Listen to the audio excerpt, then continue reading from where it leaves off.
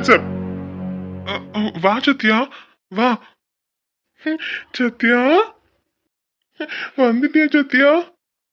சீக்கிரம் இந்த கட்டை அவுத்து விடுறான். ஏய் சத்யா, என்ன மாதிரி இன்னொருத்தன் இருக்கான்னு கேட்டல, அதான் இவன். எனக்கே இன்னைக்கு தானே தெரிஞ்சது.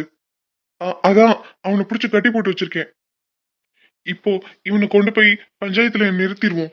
எல்லாத்துக்கும் காரணம் இவன் தான் நம்ம சொல்லிடுவோம். என்ன சொல்ற சத்யா? டேய் அடங்குடா. சத்யா, இவன் போய் சொல்றான் சத்யா. எனக்கு தெரியும் அர்ஜுன். டேய், ஆரம்பத்துல இருந்தே உன் மேல எனக்கு சந்தேகம். அது இப்போ உறுதியாயிருச்சு.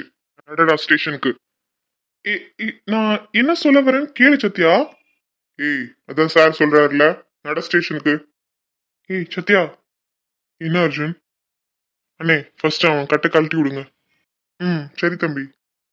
சார் வேணாம் சார். இல்ல சத்யா, நான் என்ன சொல்ல வரேன்னு கேளுல. நான் ஒரு வேலையா இந்த பக்கமா வந்தேன். அப்பதான் என்ன மாதிரியே இருக்க இவனை பார்த்தேன். அதுக்கு பிறகு இவனை இங்க பிடிச்சு கட்டி போட்டு வச்சிருக்கேன். அது புரியாம நீ என்னடானா அவன் கட்டை கழட்டி விடுறேன்னு சொல்ற. டேய் சத்யா, வா அர்ஜுன். அப்படியே இவனை கொண்டு போய் நம்ம பஞ்சாயத்துல நிறுத்தி இவன் தான் எல்லாத்துக்கும் காரணம்னு சொல்லிடுவோம். வாடா இங்க. ஏய், எதுக்கு என்ன இழுத்த இப்போ? ஏய் அர்ஜுன், என்ன பண்ற? இப்ப எதுக்கு அவன் ட்ரெஸ் கலெக்டர் நீ? அவனை விடு, நம்ம அவனை பஞ்சாயத்துல நிறுத்திடுவோம். டேய், அவனை எதுக்குடா கட்டி போடுற? இருங்க சத்யா தம்பி, அர்ஜுன் தம்பி என்ன செஞ்சாலும் அது கரெக்டா தான் இருக்கும். ஆமாடா சத்யா, எல்லாம் ஒரு காரணமா தான் அவனை கட்டி போடுற. ஒரு 5 நிமிஷம் இரு. சரி. டேய், ஒழுங்கு மரியாதையா என்னை ரிலீஸ் பண்ண. நான் யாருன்னு தெரியாம என்கிட்ட மோதாத. டேய், நீ எவ்வளவு பெரிய கொம்பனா இருந்தாலும் பரவாயில்ல, அதை பத்தி எனக்கு எந்த கவலையும் இல்லை. சத்யா, ஃபர்ஸ்ட் நீ இங்க இருந்து போ. டேய், என்னடா பேசிட்டு இருக்க நீ? நிக்க கூட தெம்பு இல்லாம நிக்கிற. உன்னை தனியா விட்டுட்டு நான் எப்படி போக முடியும்? டேய் அண்ணா, நான் உன்கிட்ட எல்லாத்தையும் விளக்கமா சொல்றேன். ஃபர்ஸ்ட் இந்த இடத்த விட்டு முதல்ல போ. டேய், என்னை ரிலீஸ் பண்றா? அண்ணே, ஃபர்ஸ்ட் இவன் கண்ணையும் வாயும் மூடி விடுங்க. சரி தம்பி. யோ போலீஸே, பக்கத்துல வந்தேன்னு வச்சுக்கோயேன். யோ போலீஸா? வாய் திறந்திருந்தா தானே மரியாதை இல்லாம பேசுவ. யோ வேணாயா? அண்ணே சீக்கிரம்ண்ணே.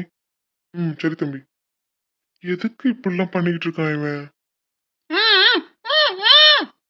சரி, இங்க யாராவது வரதுக்குள்ள நீங்க 2 பேரும் போங்க. டேய், என்னடா நம்ம ஏதோ திருட்டுத்தனம் பண்ற மாதிரி என்னையும் போக சொல்ற? எவன் வந்தாலும் சரி, ஒண்டி கொண்டி பாத்துருவோம். டேய் லூசு பையலே, போன்னு சொன்னா போ. மத்ததெல்லாம் நான் ஸ்டேஷன்ல வந்து சொல்றேன்.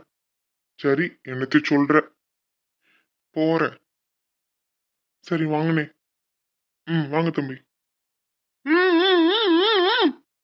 டேய் கத்தாதடா. கொஞ்ச நாளைக்கு நம்ம தான் அர்ஜுன் தாஸா இருக்கணும். அப்பதான் இவங்க செய்யற எல்லா விஷயமும் நம்மளுக்கு முழுசா தெரியும். அதையும் சரி, இப்போதைக்கு நம்ம அர்ஜுன் தாஸா இருந்த சில உண்மைகளை தெரிஞ்சுக்கணும். இது வரைக்கும் வெளியே வராத உண்மைய நம்ம அர்ஜுன் தாஸா இருந்துதான் கண்டுபிடிக்க முடியும். வாங்கண்ணே, டீ நல்லா சாப்பிட்டீங்களா?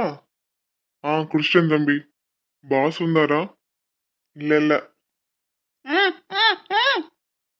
என்னாச்சு தம்பி, ஏன் இவன் வாயை மூடி வச்சிருக்கீங்க? இதோ இப்படிதான் கத்திக்கிட்டே இருந்தான், அதான். பிறகு நீங்க தானே மாட்டுவீங்க. அதுவும் சரிதான் தம்பி. ரொம்ப கத்துறான், அவனுக்கு ஒரு ஊசியை போட்டு விடு. இல்லைன்னா எல்லாரும் வசமா மாட்டிக்குவீங்க. ஆமா தம்பி, நீங்க சொல்றது சரிதே. நான் இப்பவே ஒரு ஊசியை போட்டு விட்டுறேன்.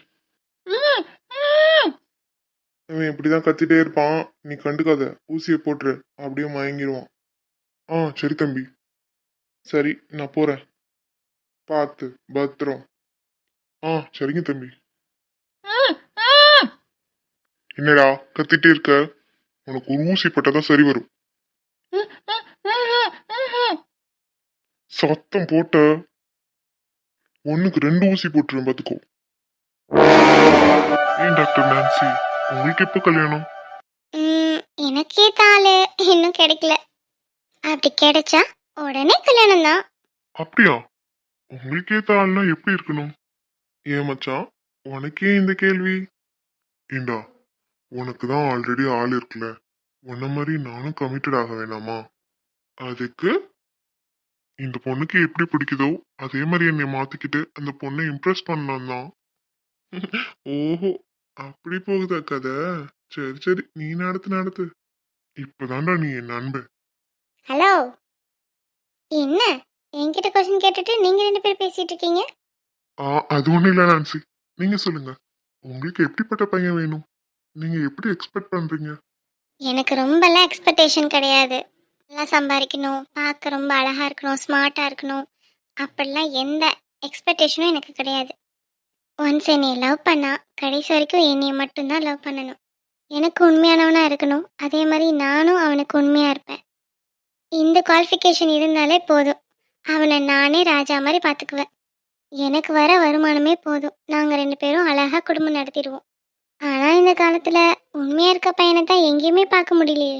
என்ன நான்சி, எங்களெல்லாம் பார்த்தா உண்மையா லவ் பண்ற பசங்க மாதிரி தெரியலையா என்ன?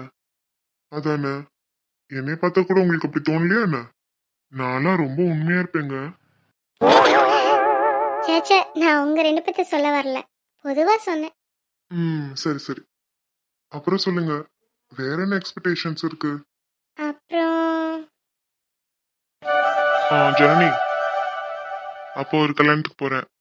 அம்மாவும் வராங்களாப்பா? ஆமாமா, நாங்க 2 பேரும் தான் போறோம். போயிட்டு மத்தியான சாப்பாடு சாப்பிட்டுட்டு வந்துருவோம். சரிப்பா. சரி, வரேன். சரிப்பா. அப்பா வெளியில போயிட்டாங்க. 2 நாள் ஆச்சு ஜானுக்கு கால் பண்ணி. சரி, அவனும் வேலையா இருப்பான்னு நான் மெசேஜ் கூட பண்ணல. இப்போ கால் பண்ணுவோம். ஐ திங்க் இப்போ ஃப்ரீயா இருப்பான்னு தான் நினைக்கிறேன். கால் பண்ணி பார்ப்போம்.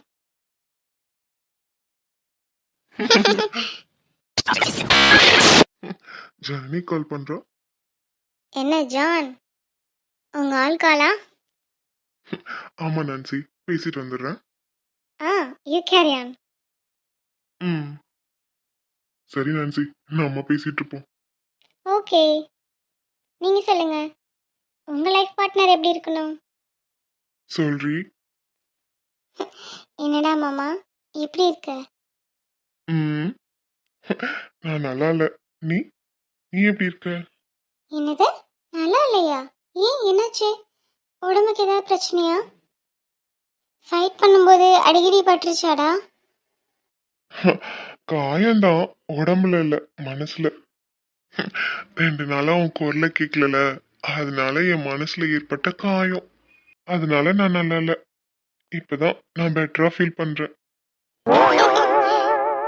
சபா டேய், முடியல. அப்படியே உடம்பெல்லாம் கூஸ் பம்ப்ஸ் ஆகி முடியல நட்டுக்கிட்டு நிக்குது. நீ வச்ச ஐஸ்ல அப்படியே நான் உருகிட்டேன். போதுமா? ஏய், நிஜமாதான்டி. இந்த 2 நாளா உன் காலை நான் எவ்வளவு மிஸ் பண்ண தெரியுமா? கண்டினியூஸா பேசிட்டே இருந்தவங்க பேசாம விட்டா எப்படி இருக்கும்? ஏன், உனக்கு அந்த ஃபீல் இல்லையா என்ன? எனக்கும் தான் இருந்தது. ஆனா நீ தான் பொறுப்பா வேலை பார்த்துட்டு இருந்தையே, அதை நினைச்சு நான் மனசு தேத்திக்கிட்டேன். நீ வருங்கால புருஷன் கடுமையா உழைக்கிறான்னு நினைச்சு நானே மனசு தேத்திக்கிட்டேன். அதனாலதான் என்னால நார்மலா பேச முடியுது. மற்றபடி நானும் உன்னை எவ்வளோ மிஸ் பண்ணேன் தெரியுமா? நான் ஃப்ரீயா இருக்கும்போது உனக்கு கால் பண்ணலான்னு தோணும். ஆனா நீ ஒர்க்ல இருப்பியோன்னு அப்புறம் கால் பண்ண மாட்டேன். இப்போ அப்பாவும் அம்மாவும் ஏதோ மேரேஜ் ஃபங்க்ஷனுக்கு போயிருக்காங்க, அதான் உனக்கு கால் பண்ணேன். Okay okay. சாப்பிட்டியா? சாப்பிட்டேன். நீ சாப்பிட்டியா? இப்போ தாண்டி சாப்பிட்டு வந்தேன். சாப்பிட்டு இப்பதான் ஃப்ரெண்ட்ஸோட நின்று பேசிட்டு இருந்தேன். உன் கால் வந்ததும் உன்கிட்ட பேசிட்டு இருக்கேன்.